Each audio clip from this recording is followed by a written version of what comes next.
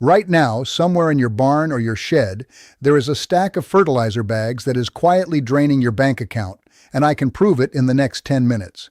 Every single spring you load up the truck, you drive to the co-op, and you drop $3, $4, $500 on bags of granular fertilizer. And every single year you're back there again, buying more. Ever stop and ask yourself why? Why does a plant that's supposedly fed need feeding again in 4 weeks? Here's the uncomfortable answer. It's not feeding your soil at all. It's feeding a habit, and the people selling you those bags know it. I'm going to show you how to grow bigger, healthier crops for next to nothing, using something most farmers walk right past every single day without a second thought. By the end of this video, you're going to know how to brew your own living fertilizer in a 5-gallon bucket for pennies, and I'm going to show you the exact mistake that ruins it for almost everybody who tries it the first time. Stick around for that part, because if you skip it, you'll dump a whole batch down the drain and swear this whole thing doesn't work. It does work. You just have to do one thing right that nobody tells you about. Before we get into it, if this is the kind of practical, no-nonsense farming content you're after, hit subscribe now because I've got a lot more of this coming and I don't want you missing it. All right, let's get into it. Here's the thing almost nobody explains to you, and it changes how you look at every acre you own. Your soil is not dirt. Dirt is what's left when the life has been cooked out of something. Soil, real soil, is packed with billions of living organisms in a single teaspoon. Bacteria, fungal threads stretching for yards underground, microscopic critters you'll never see with the naked eye. And here's the part that'll stop you cold. Those organisms are the ones actually feeding your crops. Not the fertilizer, not you, them. A root can't just absorb a clump of soil and call it lunch. It needs those microbes to break nutrients down into a form the plant can actually use. That's the entire system that's been running in every forest, every prairie, every wild field on this planet for millions of years, with nobody spreading a single bag of anything. Leaves drop, microbes break them down, and the whole system feeds itself, free of charge, forever. So what exactly is that bag of fertilizer doing? It skips the whole process. It just dumps raw salts straight onto the ground and forces the plant to take them up whether it's ready or not. And sure, you'll get a green flush. You'll see it in a week. But nothing gets built underneath. Your soil doesn't get richer. Your microbes don't get fed. In fact, some of those synthetic salts actively kill off the very organisms that would have kept your ground productive for free year after year. You are not fixing your soil. You are running it further into the ground while it looks fine on the surface. That right there is the first mistake almost every farmer makes without even realizing it. Think about what that actually looks like on your operation. You spread the fertilizer, then it rains, or you irrigate. Where does a good chunk of that product go? Straight past the root zone, down through the profile, and out into the groundwater. Gone. You paid good money to fertilize the water table, not your crop. That's not a guess. That's just basic soil chemistry. And it's the reason you're back at the co-op next month instead of next season. You get stuck on what I call the fertilizer treadmill. Quick burst, quick fade, buy more. It's like raising a kid on nothing but candy. You get a sugar high and then you need more sugar just to keep them upright. They never actually get stronger. And the companies selling you that candy, they are just fine with you staying hooked. That's the business model. Now here's where it gets personal for me. My grandfather ran vegetables that put every fancy raised bed setup you see online to absolute shame. Tomatoes the size of softballs every single year, and he never bought one bag of synthetic fertilizer in his life. Not one. For years I figured he had some secret nobody would tell me. Turns out there was no secret.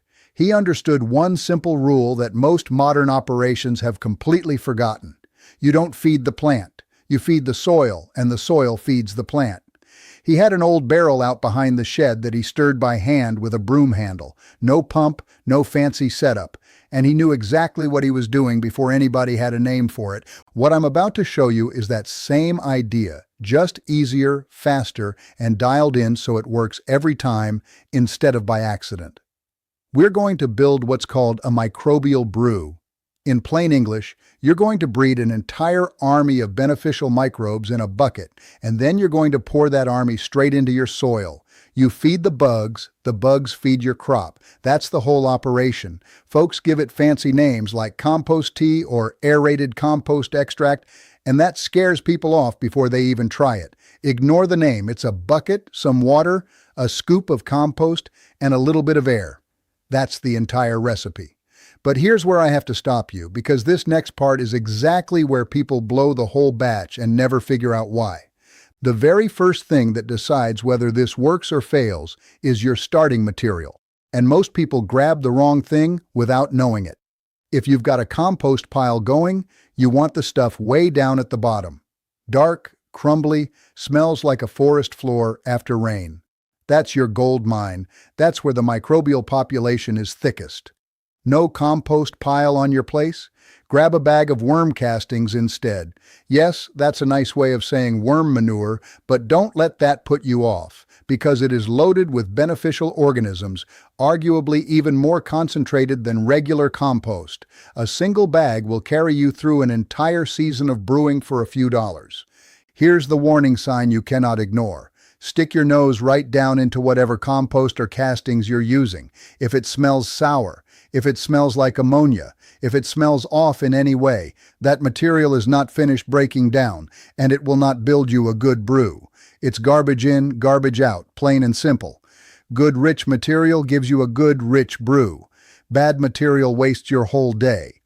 Next mistake, and this one catches even experienced growers off guard: the water. If you're filling that bucket straight from a municipal tap, that water has chlorine in it, and chlorine's entire job is to kill microorganisms. It cannot tell the difference between the pathogens it's designed to kill and the beneficial army you're trying to build. Pour your compost straight into fresh chlorinated water, and you've just wiped out your workforce before they clocked in. The fix is simple. Fill your bucket and let it sit open, uncovered, overnight. The chlorine gases off into the air on its own by morning. Now, some municipalities these days use chloramine instead of straight chlorine, and that stuff will not gas off nearly as easily. If that's your water supply, grab a small bottle of dechlorinator, the same product aquarium owners use. It costs almost nothing. Or better yet, if you've got a rain barrel or cistern on the property, use that water instead. It's already perfectly clean, no chlorine, nothing added, and your plants will notice the difference. Now you need to feed that microbial population while it multiplies, and the tool for that job is sitting in your kitchen cabinet right now. Plain, unsulfured molasses. 1 tablespoon, maybe 2 at most, for a full 5-gallon bucket. That sugar acts like a dinner bell for bacteria, and they multiply explosively once they get it.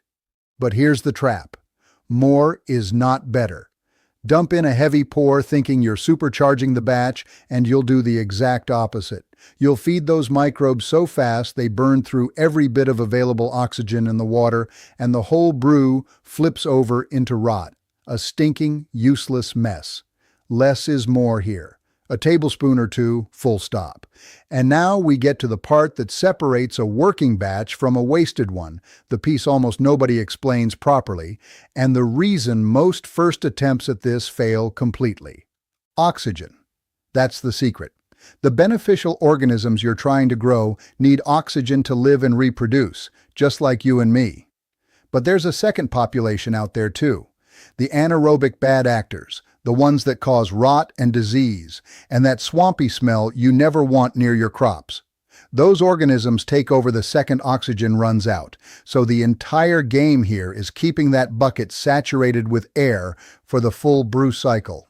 You want it churning like a hot tub, not sitting still like a pond.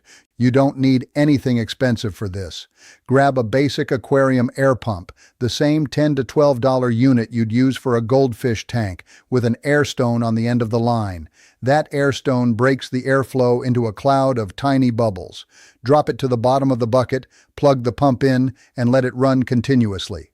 Skip this step, and I promise you, you have not made fertilizer. You've made a bucket of stink, and you're going to pour disease straight onto your crops without knowing it. Once you've got your setup, here's how it all comes together.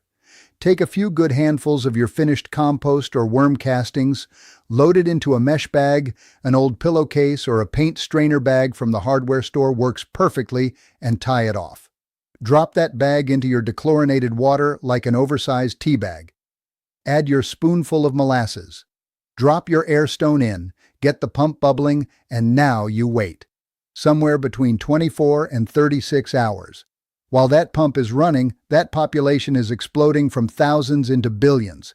Give the bag an occasional squeeze if you're walking by, but mostly just let it work. Here's how you know it's ready, and this is the single most important test in the entire process. Lean over that bucket and smell it.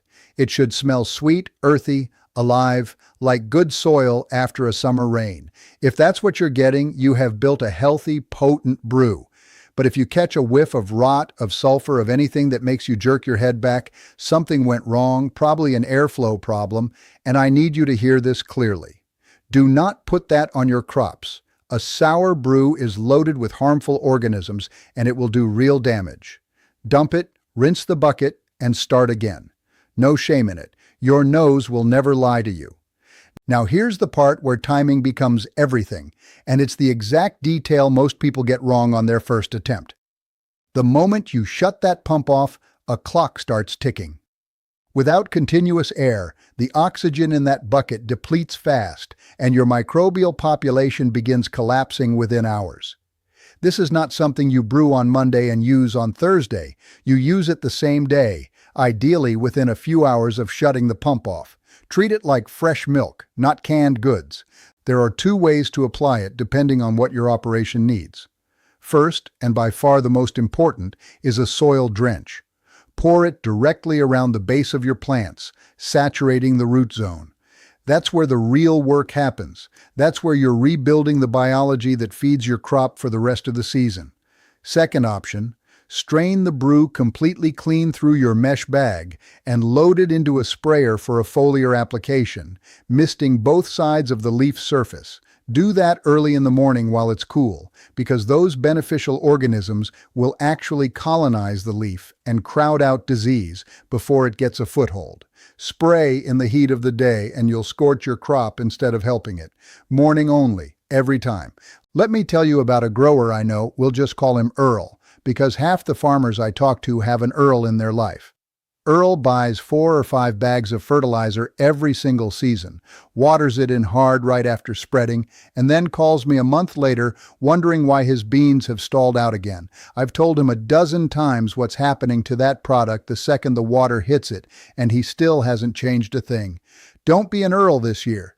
The brew doesn't wash out like that. Once those microbes go into your soil, they set up shop in the root zone and keep working long after the water's dried up. You're not renting a quick green up for 2 weeks. You're building soil biology that compounds season after season, the kind of asset that actually gets more valuable the longer you keep at it, instead of disappearing the moment it rains. Now, let me save you from the handful of mistakes that trip up almost every farmer trying this for the first time. Mistake 1, skipping the air pump and just stirring occasionally instead. Don't. Without constant aeration, the batch turns anaerobic and you've wasted a full day for nothing. Mistake 2, brewing it Saturday and not getting around to using it until midweek. By then, your microbes are dead in the bucket and you're spreading nothing but sugar water. Mistake 3, pouring it onto bone-dry, cracked ground in the middle of a hot afternoon. Those microbes hit that dry heat and die on contact. Water your ground first, get it damp, then apply the brew so it has somewhere hospitable to land. Mistake 4, going heavy on the molasses thinking you're boosting results. You're not. You're building a rot bucket.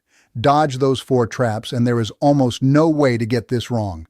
One more thing worth knowing before you commit to this. A 5-gallon bucket is perfect for a garden or a smaller market operation. But if you're running acreage, this scales up just fine. Farmers doing this on a bigger footprint move up to 55-gallon drums, sometimes a couple hundred gallons in a stock tank, with a bigger pond aerator instead of a fish tank pump. Same ratios, same rules, just bigger equipment. The principle never changes no matter how many acres you're covering. Feed the biology, keep it oxygenated, use it fresh. That part of the equation stays true whether you're brewing 5 gallons for a backyard plot or 500 gallons for a full field application through your existing sprayer setup. Now I want to be straight with you because I'm not here selling you a miracle. This brew is not magic in a bucket. It performs best on ground you're already managing well, so you still need organic matter going back into your soil, cover, crop residue, compost, manure, the works. Feed your soil, not just your crop. Think of this brew less like a fertilizer and more like yeast in bread dough. The flour's already there. The yeast is what wakes the whole thing up and makes it rise. That's exactly what this does to your ground. Apply it every couple of weeks through your active growing season, ease off as things wind down in the fall, and nearly everything on your operation responds. Heavy feeders especially, your tomatoes, peppers, squash, corn, they show it fast. And unlike synthetic fertilizer, you can't really overdo this. There's no salt burn here, it's just biology, so a little extra never hurts. Let's talk numbers, because that's the whole reason you're still watching. A bag of decent fertilizer runs you $15 to $20, and most operations burn through several bags a season without blinking. This brew? Your compost can come straight off your own operation for free. A bag of worm castings runs a few dollars and lasts you months of batches. Molasses costs pennies per brew. Water's free if you're catching rain. The air pump is a one-time $10 purchase that'll run for years. After that first small setup, you are feeding your entire operation for almost nothing, season after season.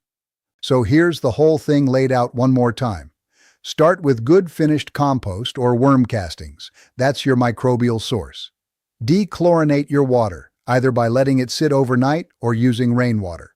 Add a spoonful of molasses to feed the population. Run an aquarium air pump with an air stone for 24 to 36 hours to keep it aerated the entire time.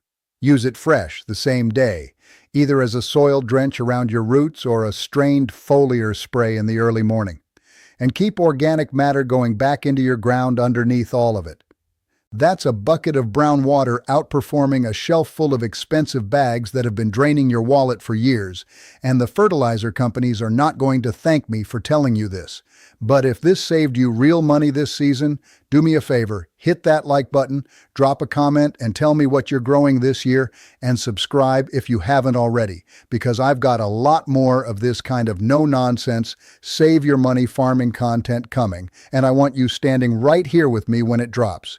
Go build your first batch this weekend. Your ground is going to thank you for it, and so is your wallet. I'll see you in the next one.